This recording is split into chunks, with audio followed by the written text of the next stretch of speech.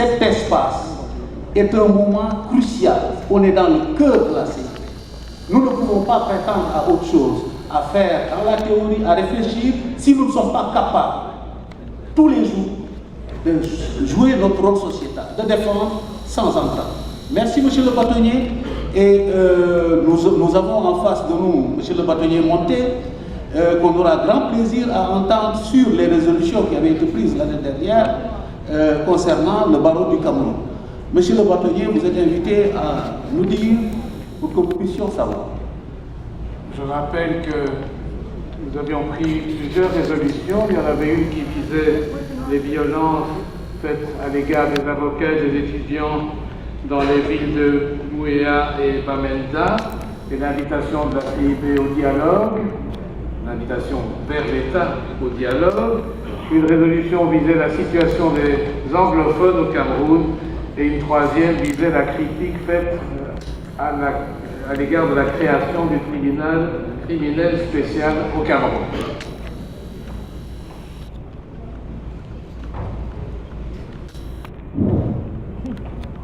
Monsieur le bâtonnier Fall, cher ami, je ne pensais pas que vous me mettriez à l'épreuve.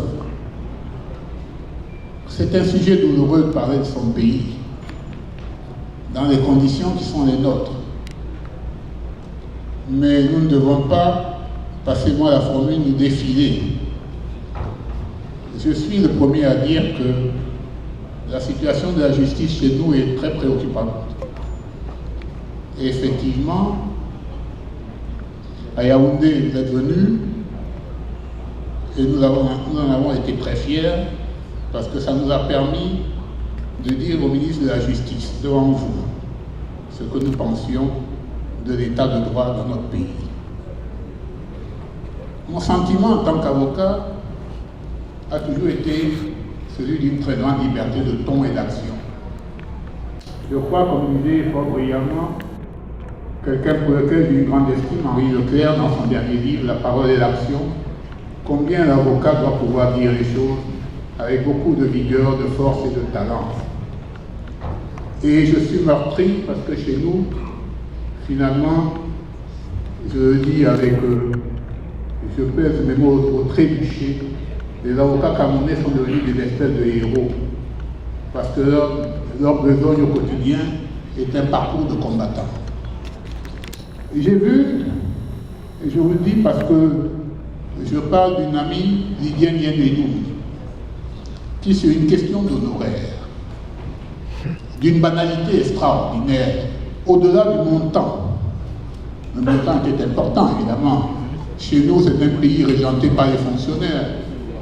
Nous avons un chef d'État qui est là depuis 35 ans, qui est fonctionnaire. Par conséquent, l'avocat est quelqu'un de dangereux. Et comme l'avocat a une liberté de vie, il devient encore plus dangereux pour eux. Et Lydienne a eu le malheur ou le bonheur de gagner 1 milliard d'honoraires, et cela lui a valu de prendre 25 ans de prison pour une condamnation injuste. Mais j'en ai été particulièrement meurtri parce que je rentrais d'un voyage, je ne sais plus trop bien où, et j'avais acheté le journal de Jeune Afrique qui annonçait que Lydienne allait prêter serment à Paris le 15 novembre dernier. Ce qui fut fait. Voilà le cas où la Cour suprême du Cameroun, l'ayant condamné pour détournement de deniers publics, elle se retrouve inscrite dans l'un des plus grands barreaux, des plus prestigieux du monde, le barreau de Paris. C'est un désaveu et un camouflet pour nous. Donc, les meurtrissures demeurent, monsieur le bâtonnier Fall. Deuxième point que je mets en exergue, la question des anglophones.